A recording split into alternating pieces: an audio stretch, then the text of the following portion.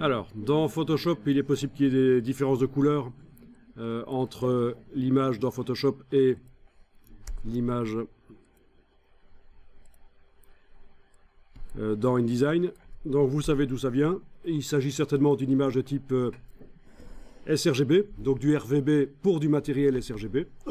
Et actuellement, Photoshop ne sait pas pour quel matériel c'est fait. Quand vous allez en bas à gauche ici et que vous avez choisi que le cartouche ici montre quel est le profil du document, vous voyez que Photoshop ne sait pas pour quel matériel c'est prévu. Donc il prend les valeurs RVB des pixels et il les envoie directement sur mon écran. Et en fonction de chaque écran de chacun, j'aurai une image qui va apparaître différemment.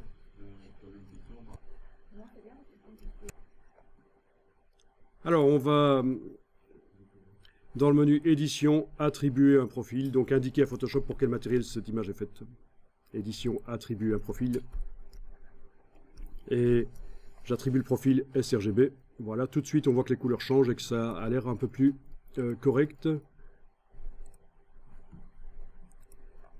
Bien sûr, si vous travaillez sur un écran bas de gamme sRGB, votre image s'affichera déjà avec les bonnes couleurs. Vous comprenez, hein? Le fait est qu'ici, on a des écrans qui sont plus performants que du sRGB, ils sont capables d'afficher des couleurs plus saturées, et on doit absolument indiquer à Photoshop qu'il s'agit d'une image pour du matériel bas de gamme, et dans la fenêtre de l'image, il fait une simulation d'un écran bas de gamme maintenant, sRGB.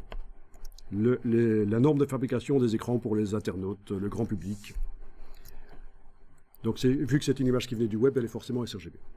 Alors on va s'intéresser un peu aux informations de cette image, puis on fera de la correction des couleurs et voir si ça se répercute dans InDesign.